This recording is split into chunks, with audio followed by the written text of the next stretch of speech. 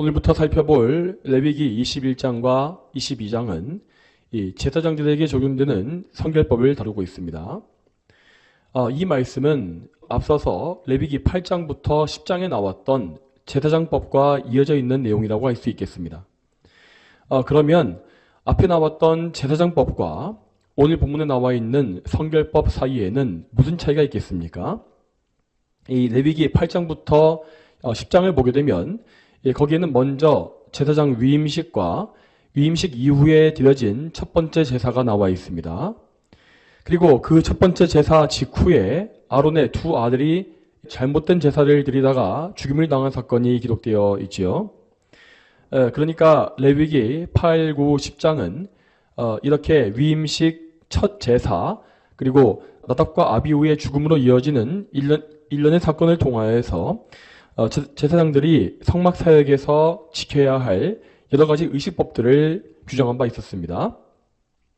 그리고 오늘부터 보게 되어질 21장과 22장은 이 제사장들의 성막 사역에 대한 것이 아니라 성막 바깥에서 그들의 거룩한 삶이 무엇인지를 가르치는 법이라 할 수 있겠습니다. 자, 이제는 여러분께서도 이 성결법이라는 것의 정의가 무엇인지를 아실 것입니다. 성결법이라는 것은 이스라엘 백성의 실제 생활에 대한 법으로서 하나님께서 요구하시는 실제적인 거룩함의 삶이 무엇인지를 가르치는 법이라 하였습니다. 참고로 오늘 본문에 앞에 나와 있는 17장에서 20장의 말씀에서 우리는 이스라엘의 일반 백성들, 이 평민들의 성결법을 보았습니다. 지금 우리가 보기에 그러한 이 성결법들은 매우 높은 기준으로서 그것을 온전히 순종하기가 매우 어려운 수준에 있습니다. 그런데 그 완전한 기준은 단지 이스라엘의 평민들에게 적용되는 수준에 불과합니다. 제사장들은 그보다 더 높은 기준을 요구받고 있습니다. 자, 여기에서 잠시 구약 성경이 말씀하시는 정결함과 거룩함의 관계에 대해서 생각해 보겠습니다. 레위기를 살펴보게 되면 이 정결함이라고 하는 것은 정결함은 하나님께서 보시기에 정상적인 상태가 된 것이라 했습니다. 그리고 거룩함이란 것은 정결함에서 한 단계 더 올라간 수준이라 볼 수 있습니다. 이미 하나님 앞에서 정결해진 대상을 하나님의 것으로 특별하게 구별한 것, 그것이 바로 거룩한 대상이었습니다. 이러한 정결함과 거룩함의 관계는 이스라엘의 평민들과 제사장들에게도 그대로 적용되어집니다. 말하자면 이스라엘 백성들은 이 모든 부정한 죄인들 가운데서 선택을 받아서 정결함을 입은 백성이었습니다. 그리고 그 정결해진 백성들 중에서 하나님을 섬기기 위해서 특별하게 구별되어진 사람들이 바로 거룩한 제사장들이었죠. 그렇기 때문에 제사장들에게 요구되는 거룩함의 수준은 평민들보다 훨씬 높았던 것입니다. 이렇게 제사장들에게 요구된 철저한 거룩함이라는 것은 그들의 사역과 직분 두 가지 면과 깊은 관련이 있었습니다. 먼저 첫 번째로 그들은 이 사역적인 측면에서 하나님과 백성 사이에서 중보의 역할을 감당해야 했기 때문에 거룩해야 했습니다. 제사장들은 백성들을 대표하여 하나님 앞에 나아가야 했고 또한 하나님 앞에서 이 성막 안에서 매우 조심스러운 사역을 감당해야 했죠. 그렇기 때문에 그들은 언제나 하나님과의 깊은 교제 관계를 유지해야 했고 하나님과의 관계를 깨뜨릴 만한 그 어떤 흠결도 가지지 말아야 했습니다. 또한 그들은 이 직분상으로도 아주 특별한 위치에 있었기 때문에 거룩해야 했습니다. 그들이 가진 바 이 제사장의 직분은 장차 오실 그리스도를 예표하는 것이라고 하였습니다. 그들의 원형이신 그리스도께서는 영원한 대제사장이십니다. 그분은 모든 면에서 완전히 거룩하셨으며 아무런 죄가 없는 무흠한 분이십니다. 그 거룩함으로 인하여서 예수님은 항상 하나님 앞에 나타나실 수 있는 완벽한 대제사장이 되실 수 있었죠. 따라서 구약의 제사장들은 그 완전하신 예수님의 모습을 예표하기 위하여서 정말 인간이 할 수 있는 한 최선의 거룩을 요구받은 것입니다. 그러면 다음으로 오늘 본문인 레위기 21장의 구성이 어떻게 되었는지를 살펴보겠습니다. 레위기 21장은 크게 세 부분으로 나누어져 있습니다. 먼저 첫 번째 부분인 1절부터 9절까지 말씀에는 일반 제사장들의 성결법이 나와 있습니다. 여기에는 제사장들의 장례식 참여와 결혼, 자녀 양육 등의 가정생활과 관련된 성결법이 나와 있죠. 그리고 또 이어지는 10절부터 15절 말씀에는 대제사장에게 부여되는 특별한 의무가 무엇인지 나와 있습니다. 대제사장은 지성소에 나갈 수 있는 유일한 사역자로서 일반 제사장들보다 훨씬 더 높은 수준의 성결법을 지켜야 했습니다. 그리고 마지막 세 번째 부분은 16절에서 24절까지 말씀입니다. 여기에는 제사장들이 갖추어야 할 신체적 조건이 나와 있습니다. 제사장들은 하나님 앞에 구별된 사람으로서 신체적인 면에서도 가장 정결하고 올바른 상태를 가져야 했습니다. 그럼 먼저 첫 번째 부분을 보겠습니다. 오늘 본문의 1절 말씀입니다. 1절 말씀에 여호와께서 모세에게 말씀하셨다. 너는 아론의 자손 제사장들에게 말하여 그들에게 알려라. 제사장은 자기 백성 가운데에 죽은 자로 인하여 자기를 더럽히지 말아야 한다. 아멘. 이 말씀에서 하나님은 이 사람의 시체를 가까이 하는 것이 제사장들을 더럽힐 것이라고 말씀하십니다. 즉 이 말씀은 시체가 율법적으로 부정한 것이라는 사실을 알려주고 있습니다. 율법에서 부정함이라는 것은 하나님께서 보시기에 비정상적인 상태에 있는 모든 것을 말합니다. 이것은 우리가 생각하는 바와 같이 이 겉보기에 더럽고 비위생적인 상태를 가리키는 것이 아닙니다. 외형적으로 아무리 깔끔하고 깨끗해 보이는 것이라 할지라도 하나님의 기준에서 정상 범위 바깥에 있다면 그것은 부정합니다. 그리고 우리 사람의 몸에 있어서 정상적인 상태라는 것은 분명 생명을 가지고 살아있는 상태겠지요. 따라서 생명이 사라진 죽은 몸은 가장 비정상적인 상태, 즉 부정한 상태에 있는 것입니다. 그런데 여러분, 오늘날에 어떤 사람들은 이 죽음에 대하여서 그것이 자연스러운 일이고 또한 이상한 일이 아니라고 말하고 있습니다. 모든 사람과 생물은 다 죽기 때문에 그 죽음을 자연스럽고 담담하게 만든 것이 용기 있는 행동이다 라는 것입니다. 그렇지만 그런 생각은 틀렸습니다. 물론 오늘날 우리가 보고 있는 모든 생명체는 결국에 죽습니다.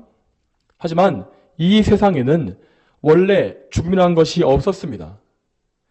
죽음은 분명히 인간의 범죄로 인하여서 이 세상에 들어온 것이고 인간의 죄 때문에 인간을 비롯한 모든 생명체는 죽음을 맞게 된 것입니다. 즉 죽음은 하나님의 명령에 거역한 대가로서 주어진 이 죄에 대한 심판인 것이지요. 당연히 이러한 죽음은 비정상적인 것이고 이 죄의 대가이며 반드시 우리가 이겨내야 할 우리의 원수입니다. 이러한 이 원수인 죽음을 이 자연스럽게 여긴다는 것은 하나님을 알지 못하는 사람들이 애써 행하고 있는 자기 위로에 불과합니다. 여러분, 우리는 이 모세오경에 나와 있는 율법들을 볼 때에 하나님께서 이 죽음에 대해서 어떻게 생각하시는지를 알 수 있습니다. 하나님은 결코 죽음을 그냥 아무렇지도 않게 여기신 것이 아닙니다. 그분은 이 죽음이라는 것을 미워하시고 또한 그 죽음이라는 것을 율법상 부정한 상태로 규정하십니다. 하나님은 생명의 근원 되신 분이기 때문에 그분의 속성과 반대되는 죽음과 함께 하실 수가 없습니다. 오늘 레위기의 말씀은 그 사실을 잘 보여주고 있는 것입니다. 또한 모든 생물의 사체 중에서도 인간의 시체는 더욱더 부정하고 위험하게 취급되었습니다. 우리가 레위기 11장을 보게 되면 동물의 사체, 그러니까 인간의 사체가 아니라 동물의 사체에 사람이 닿았을 때에 대한 경우가 나옵니다. 이 동물의 사체에 닿은 사람은 자기 몸을 씻고 옷을 빨아야 했습니다. 그렇지만 그들은 그날 저녁이 되면 바로 정결함을 입을 수 있었지요. 그러나 인간의 시체에 대해서는 훨씬 더 엄격한 기준이 적용되는 것을 볼 수 있습니다. 민수기 19장의 율법에 따르면 이 사람의 시체를 만진 사람은 일주일간이나 부정함을 입게 되었고 제3일과 제7일에는 이 정결 예식을 반드시 치러야 했습니다. 또한 이 장막 안에서 사람이 죽게 되면 그 장막 안에 들어간 사람이 다 7일간 부정하게 되고, 또 그 장막 안에서 뚜껑이 없이 열려있던 모든 그릇 역시 다 부정해진다라고 했습니다. 사람의 시체가 이렇게 심각한 부정함을 퍼뜨린 이유는 하나님께서 인간의 죽음을 특별히 부정한 것으로 여기셨기 때문입니다. 이처럼 성경은 죽음이라는 것을 절대 정상적으로 여기지 않습니다. 죽음은 인간의 죄로 인해 인간에게 찾아온 그런 죄의 결과이기 때문입니다. 특히나 인간은 하나님의 형상을 따라 지어진 피조물이기 때문에 그 인간의 죽음은 더욱더 비정상적이고 끔찍한 것으로 여겨질 수밖에 없었습니다. 그러므로 하나님은 인간의 죄가 가져온 이 죽음이라는 것이 얼마나 잘못된 것인지를 확실히 보여주시기 위하여서 시체에 대한 의식법을 엄격하게 적용하신 것입니다. 이러한 원리에 따라서 제사장들은 장례식 참여에 많은 제약을 받게 되었습니다. 그들이 참여할 수 있었던 장례식은 오직 자기 아버지와 어머니, 아들과 딸, 친형제, 그리고 남편이 없는 친누이의 장례식뿐이었습니다.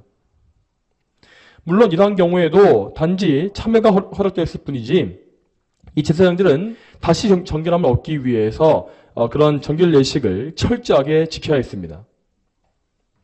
또한 그들은 이 죽은 사람에 대해서 슬픔을 표현하는 방법에 있어서도 엄격한 율법을 지켜야 했습니다. 5절을 보면 머리와 수염을 깎거나 이 살을 베지 말라고 하는 내용이 나옵니다. 이러한 것들은 죽음을 애도하기 위해서 이방 민족들이 사용했던 풍습을 말하고 있습니다. 그들의 풍습은 모두 악한 우상이나 미신과 관련되어 있기 때문에 제사장들은 절대 그러한 관습을 따르지 말아야 했습니다. 또 이어서 6절을 보게 되면 제사장의 아내가 갖춰야 할 조건이 나와 있습니다. 이 율법은 성적으로 물러난 여인들과 또한 한 번 결혼했다가 이혼한 전력이 있는 사람들과의 결혼을 전적으로 금지합니다. 이것은 첫 번째로 의식법상의 부정함을 예방하기 위한 목적을 가지고 있었습니다.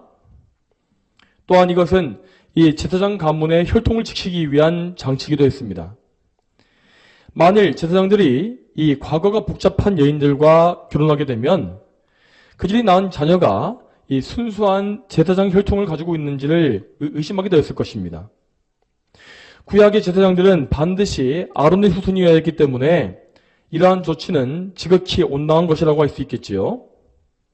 또한 이러한 원리에서 이 제사장의 자녀들 역시 경건한 생활을 해야 했습니다. 9절을 보게 되면 제사장의 딸이 창기짓을 했을 경우에 그것은 곧 이 제사장인 자기 아버지를 더럽힌 것으로 간주한다고 했습니다. 그러므로 그 딸은 화형에 처함으로써 이 죄를 정결하게 하고 백성들에게 본보기를 삼아야 한다고 말하고 있는 것입니다. 물론 이러한 법은 우리의 관점에서 너무 가혹하게 보일 수 있습니다. 그렇지만 우리는 구약시대의 제사장직이 무엇인지를 계속 상기해야 합니다. 제사장직은 거룩하신 하나님 앞에 직접 나아가는 직분이었으므로 영광스러운 것이긴 했지만 동시에 매우 위험한 일이기도 했습니다. 아무리 거룩하게 구별된 제사장이라 할지라도 그들은 타락한 본성을 가진 죄인에 불과했죠. 그리고 하나님은 지극히 거룩한 분으로서 절대 죄악과 더러운 것을 가까이 하실 수가 없습니다. 그러므로 제사장들이 영적인 긴장감을 상실하고 불경건함에 빠지게 된다면 그들은 하나님께 나아갈 때에 죽임을 당할 수밖에 없었습니다. 또한 이러한 제사장의 죽음은 이스라엘 전체에게도 엄청난 영적 재앙이 될 수밖에 없었죠. 그렇기 때문에 제사장들은 자기가 얼마나 중대한 직분을 맡았는지를 기억해야 했습니다. 제사장들은 하나님께 거룩하게 구별되어서 바쳐진 자들이었습니다. 그러므로 그들의 거룩함을 가볍게 여기는 것은 곧 하나님의 거룩하심을 가볍게 여기는 것과 똑같았죠. 그러므로 모든 이스라엘 백성은 이 사실을 기억함으로써 제사장들을 거룩하게 지켜주기 위한 그런 일에 온 마음과 정성을 다 기울여야 했습니다.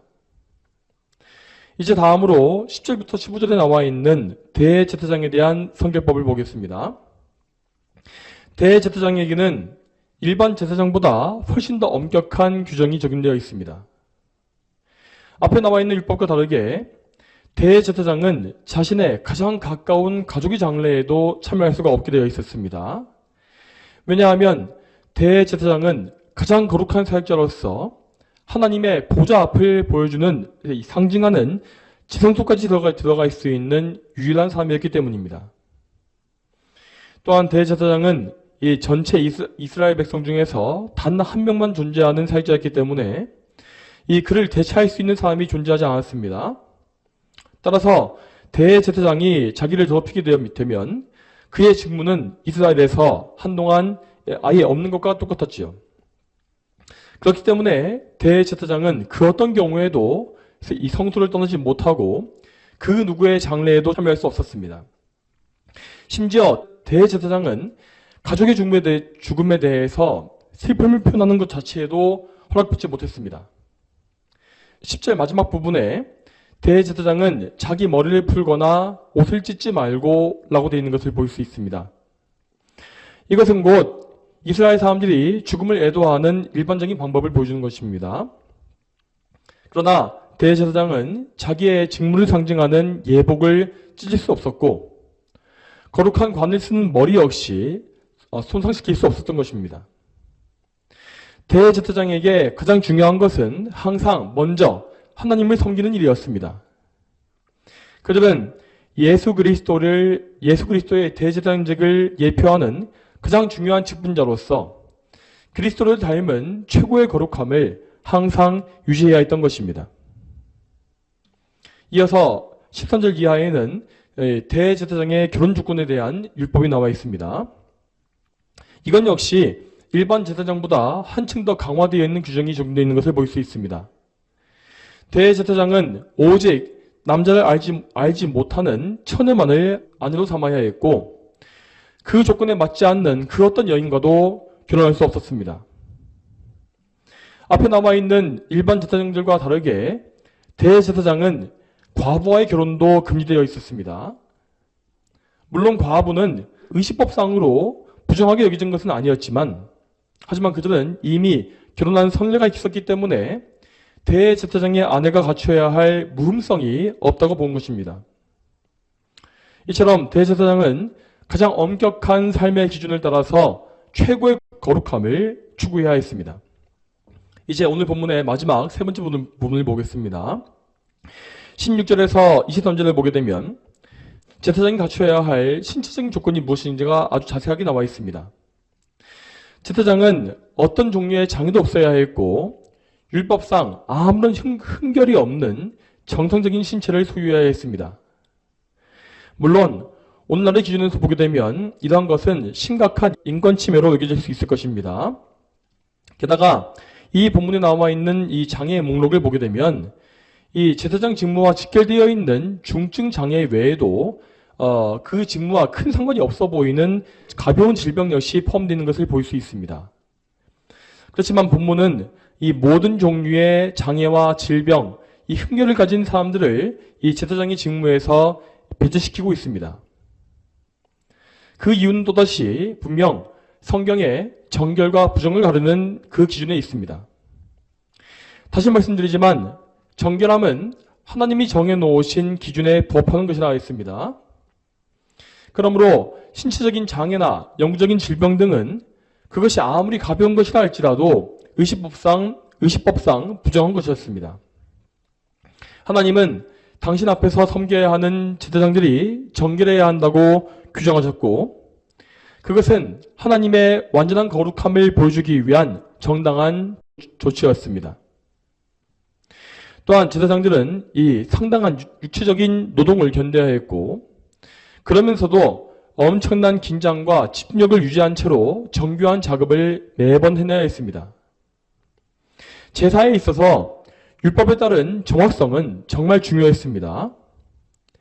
레위기 10장에서 이미 본 바와 같이 아론의 아들들인 홈니와 비느하스는 술에 취한 채 부정확한 제사를 드렸다가 죽임을 당한 바 있었습니다. 그렇기 때문에 신체적인 장애가 있는 사람은 이 제사장 사역을 정확하게 감당하는 것이 어려웠던 것입니다. 그렇다면 장애를 가지고 있는 제사장 가문의 사람은 어떻게 해서 생계를 유지했겠습니까? 레위 지파 사람들은 아시다시피 이 다른 지파와 달리 자기 소유의 기업을 가지지 못합니다. 그것은 레위 지파에 속했던 제사장들 역시 마찬가지였죠. 그러나 22절을 보게 되면 하나님은 장애를 가지고 있는 제사장 가문 사람이 이 제사에서 나오는 거룩한 음식을 다 먹을 수 있게 배려해 주십니다. 그러니까 그들은 이 제사장 일을 하지 않으면서도 생기를 위한 음식을 동일하게 받은 것입니다. 이런 의미에서 그들은 차별을 받은 것이 아니라 오히려 특혜를 받은 것이라고 볼 수 있겠습니다.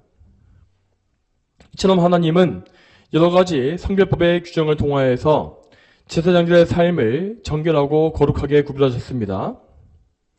그들은 하나님께 구별되어 바쳐진 사람으로서 모든 면에서 순종과 충성의 삶을 살아야 했습니다. 하나님은 그러한 제사장들의 삶을 통하여서 예수 그리스도의 영광과 또한 신약시대의 성도의 영광을 모두 보여주셨습니다. 우리는 이 말씀을 통해서 예수 그리스도의 거룩하심을 찬양하고 또한 우리 역시 거룩한 제사장들로서 하나님 앞에 거룩한 삶을 살아야 한다는 사실을 기억해야 할 것입니다. 그렇지만 때때로 우리는 이러한 법들을 볼 때에 하나님의 이 계명이 우리를 너무 옥죄고 숨막히게 한다는 느낌을 받을 수가 있겠습니다. 어떻게 사람이 이러한 기준을 지키면서 살 수 있겠는가? 왜 하나님은 사람들을 이렇게 괴롭게 만드시는 것인가? 이러한 생각을 은연중에 할 수 있는 것입니다. 그렇지만 이런 생각이 든다면 우리는 아직까지 우리의 죄성에 대해서 너무나 많이 고려하지 않고 있는 것입니다.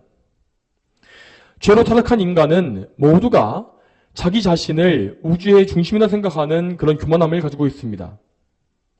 그렇지만 이러한 것은 이 타락한 죄성에서 나오는 헛된 망상에 불과합니다. 이 세상의 중심은 하나님이시고 그분은 창조주와 통치자로서 이 세상의 모든 주권을 다 가지고 계십니다. 그러므로 우리는 언제나 하나님의 기준이 항상 올바른 것임을 인정해야 합니다. 하나님의 기준은 우리에게 유일한 기준이고 이 세상의 중심입니다. 또한 만일 인간이 죄를 짓지 않았다고 한다면 우리 모두는 너무나 자유롭고 기쁘게 하나님께 순종하며 살 수 있었을 것이 분명합니다. 그러나 우리가 죄를 지었기 때문에 우리는 하나님께 순종하는 것에 이러한 거리낌을 느낄 수밖에 없는 것이죠.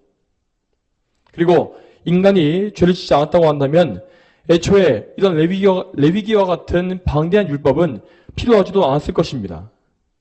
모든 것을 비정상적으로 만들어버린 책임은 오직 우리 인간에게 있는 것입니다.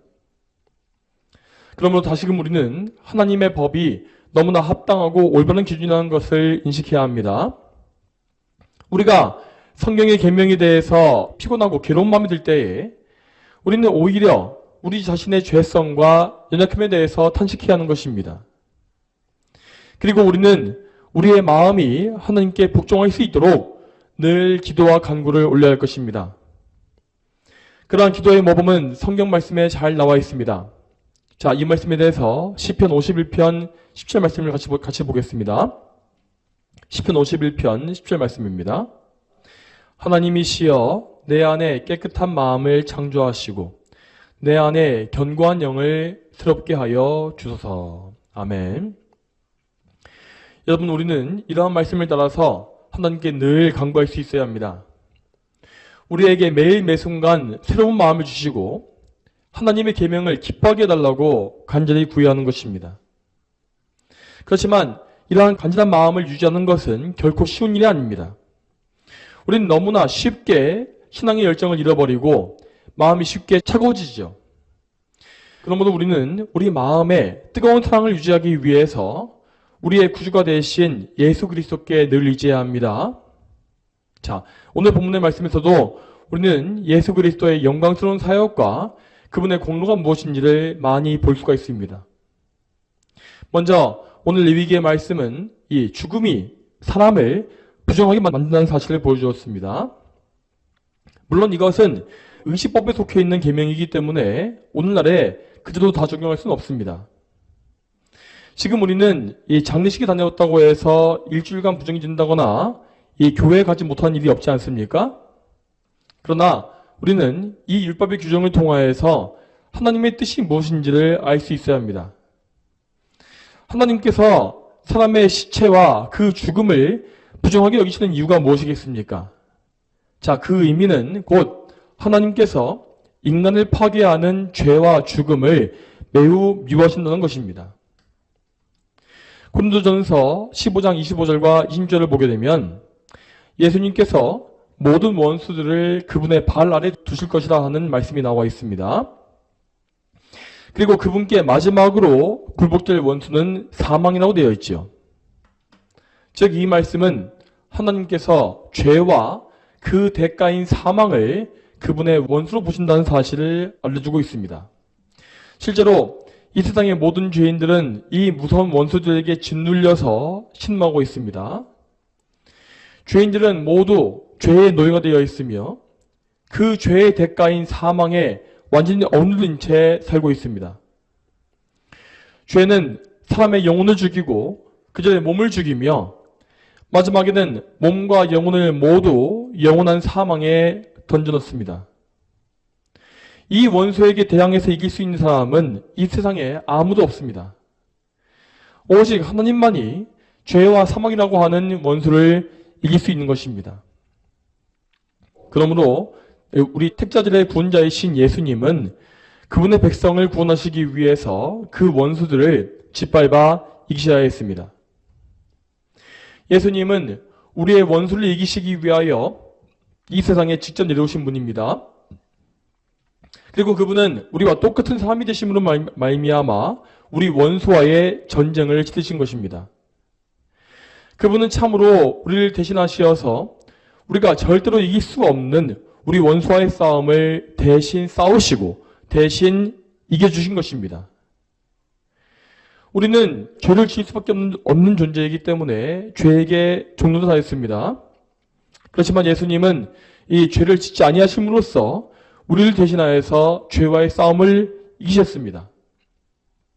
또한 그분은 우리의 모든 죄를 다 대신 지시고 그 죄에 대한 하나님의 형벌과 진노와 저주를 대신 당하심으로 말미암아 죄와의 싸움을 끝까지 이기신 것입니다.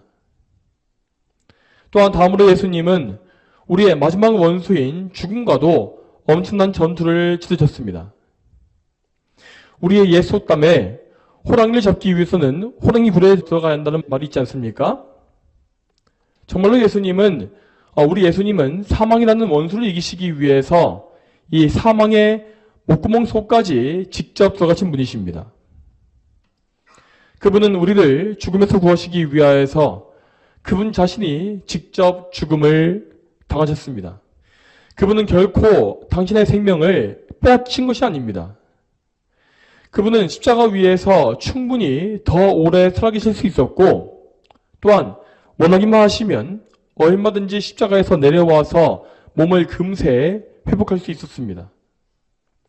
그러나 그러한 것은 구속을 위한 하나님의 뜻이 아니었습니다. 그러므로 예수님은 당신의 귀한 생명을 포기하심으로써 그 생명을 하나님께 대속물로 바치셨습니다. 이렇게 함으로써 예수님은 실제로 그분의 영혼을 내어놓으셨고 육신의 죽음을 당하신 것입니다. 실제로 그분의 육체는 차가운 시체가 되었고 그리고 사흘간 무덤에 안치되어 있었습니다. 오늘 설교에서 말씀드린 바 있었던 이 시체의 부정함에 대해서 생각해 볼 때에 예수님의 그 거룩한 몸이 시체가 됐다는 사실이 얼마나 충격적인 의미입니까? 우리 예수님은 우리를 죽음에서 건지시기 위하여서 율법적으로 정말 비정상적이고 부정한 죽음의 상태에 들어가신 것입니다. 여러분, 그리고 이 사람의 죽음이 부정하게 여기지는 또 다른 이유는 그 죽음이 결국 우리의 육체를 부패하게 만드는 것에 있습니다.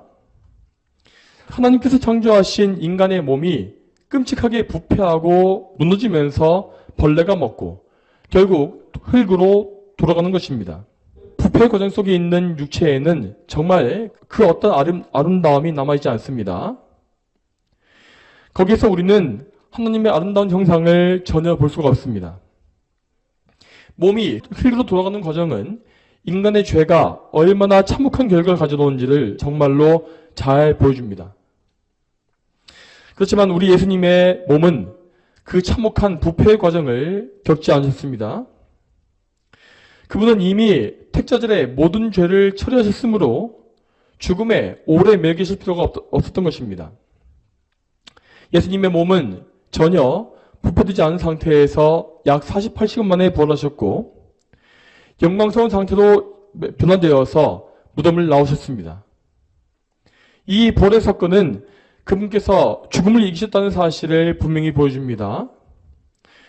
예수님은 참으로 우리를 대신해서 형벌의 죽음을 당하셨으며 그 형벌의 죽음을 이기시고 다시 사셨습니다. 그러므로 그분을 믿는 우리에게는 결코 영원한 사망이 없는 것입니다. 우리에게 죽음은 우리를 거룩하게 하기 위한 마지막 연단의 도구입니다. 우리는 죽음을 통해서 완전히 성화되어서 낙원에 들어갈 것이며 장차 주님과 같은 부활을 경험하고 영광스러운 상태가 되어서 주님 앞에 설 것입니다. 이처럼 우리 주님은 우리의 원수인 사망을 이기심으로 말미암아 우리를 죽음에서 구원하신 분입니다.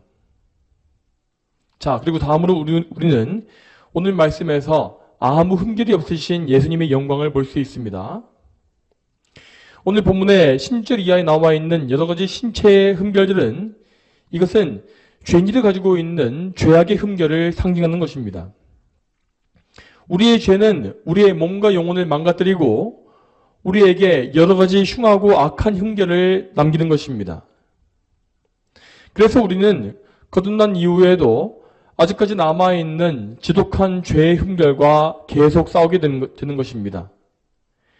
우리에게 남아있는 악한 습관들은 정말 고치기가 힘들고 또한 나쁜 기질들은 우리를 반복해서 넘어뜨리곤 합니다. 심지어 우리는 우리의 흠결을 발견하지 못한 채로 아무렇지도 않게 살아가는 경우도 너무나 많습니다. 즉, 우리 모두는 도저히 하나님 앞에 나갈 수가 없는 결점투성이의 죄인이라는 것입니다. 만일 우리에게 중보자가 없고 우리 스스로 하나님께 나가야 했다면 우리는 결코 하나님 앞에 설 수 없을 것이 분명합니다. 그러나 정말 감사하게도 우리에게는 아무런 흠이 없는 중보자 예수 그리스도께서 계십니다.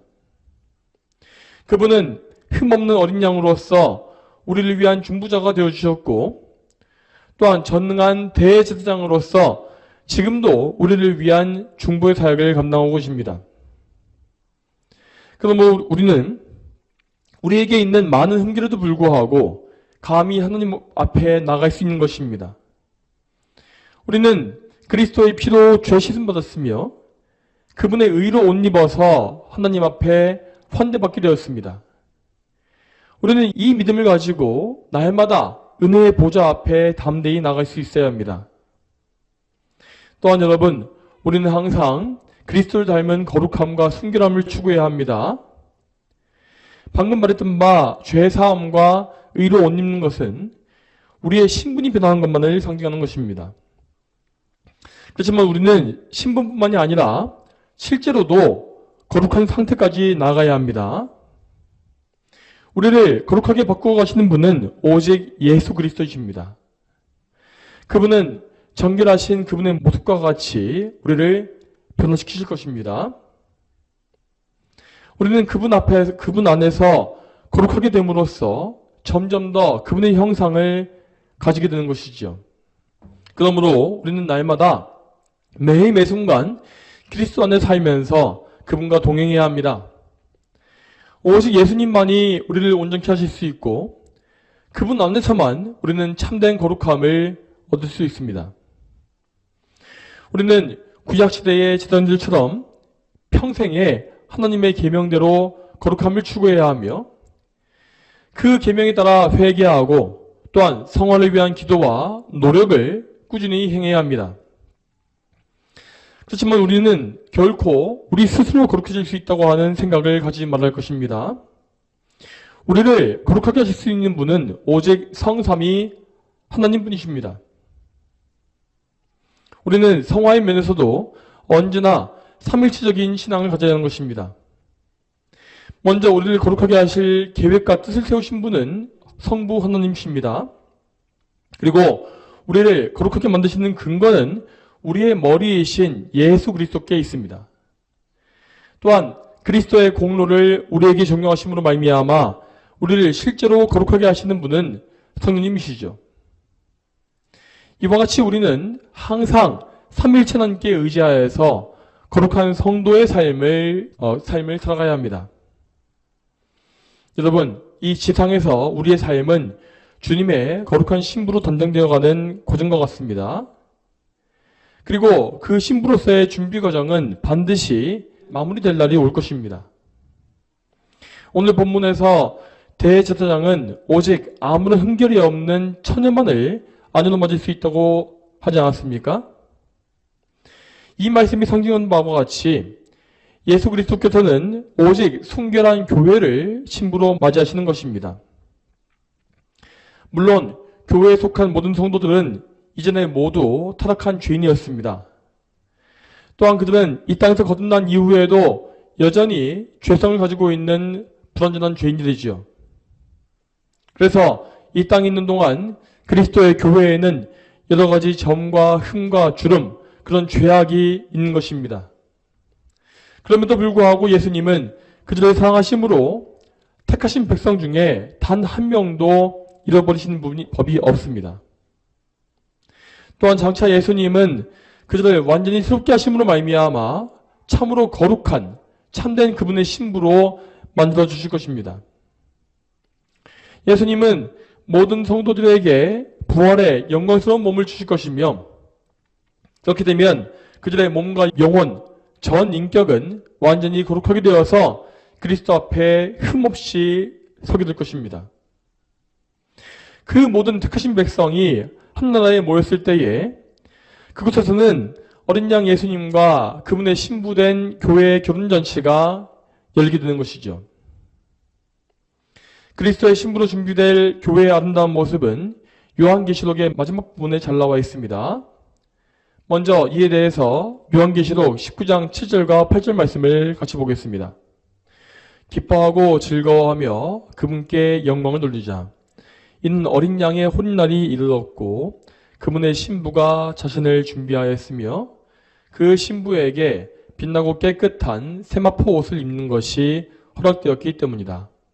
이 세마포 옷은 성도들의 의로운 행실이다. 아멘. 여기에서 성도들의 의로운 행실이라는 것은 그들이 가진 바 믿음을 가리키는 것입니다. 성도들은 삼위일체 하나님의 은혜 가운데 끝까지 자기의 믿음을 지킬 수 있습니다. 그리고 그 믿음은 반드시 거룩한 행실의 열매를 맺기 때문에 그들은 하나님 앞에 의로운 행실을 가지게 되는 것이죠. 그들은 참으로 그리스도를 닮은 신부들로서 그리스도의 공로로 된 세마포 옷을 입고 신부로 준비되어진 것입니다. 그리고 이러한 신부의 몸던정이 끝나고 나면 그들은 마침내 신랑 되신 그리스도 앞에 나타나게 됩니다. 계시록 21장 2절 말씀에 이렇게 되어 있습니다. 계시록 21장 2절 말씀에 또 내가 거룩한 성 새 예루살렘이 하나님께로부터 하늘에서 내려오는 것을 보니 신부가 남편을 위하여 단장한 것 같았다. 여러분, 이 말씀을 통해서 새 힘과 위로를 받으시기 바랍니다. 우리가 교회의 일원으로서 거룩한 그리스도의 신부가 될 것이라는 이 말은 결코 허황된 망상이 아닙니다. 우리는 정말 문자 그대로 완전히 거룩한 죄 없고 아무 흠이 없는 상태가 되어서 주님을 직접 뵐 것입니다. 천국에서 우리는 그리스도와의 연합의 관계를 완전히 그리고 영원하게 누릴 것이며 삼일체 하나님을 마음껏 섬기면서 영원한 영광과 기쁨을 누릴 것입니다. 그러므로 성도 여러분, 그날을 사모하시고 이 땅에서의 고단한 삶을 슬퍼하지 마시기 바랍니다. 선하신 하나님은 여러분을 언제나 주목하고 계십니다. 그리고 그 모든 과정 가운데에서 그분은 모든 것을 합력하여서 선을 이루실 것입니다. 그리스도 안에 있는 참된 성도들은 모두 영원한 영광에 동참할 것입니다. 이 사실을 믿으시고 항상 하나님 앞에서 왕같은 제사장의 삶을 사시기 바랍니다. 이전까지 따라왔던 모든 더러운 행실과 습관과 생각과 말을 다 버리십시오. 그렇게 됨으로써 저와 여러분 모두가 그리스도 안에서 거룩하게 구별되어진 삶을 살기 원합니다. 또한 이 말씀 듣는 모든 분들이 구약의 제사장들보다 더욱더 순결하고 경건한 그러한 신약의 성도의 삶을, 그런 모습을 다 가지게 되기를 축복합니다. 다 함께 기도하겠습니다. 하나님 아버지, 오늘도 레위기의 말씀을 통하여서 예수 그리스도의 영광이 무엇인지를 보게 하시고 우리 성도의 거룩한 삶이 무엇인지를 보게 하심에 참 감사드립니다. 우리가 이 말씀과 같이 더욱더 예수님을 바라보고 의지하면서 우리 모두가 정말 예수님을 닮은 그런 흠없고 거룩한 그런 경건한 예수님의 신부다운 삶을 살 수 있도록 주여 인도해 주시옵소서. 감사드리며 예수님의 이름으로 기도 올립니다. 아멘.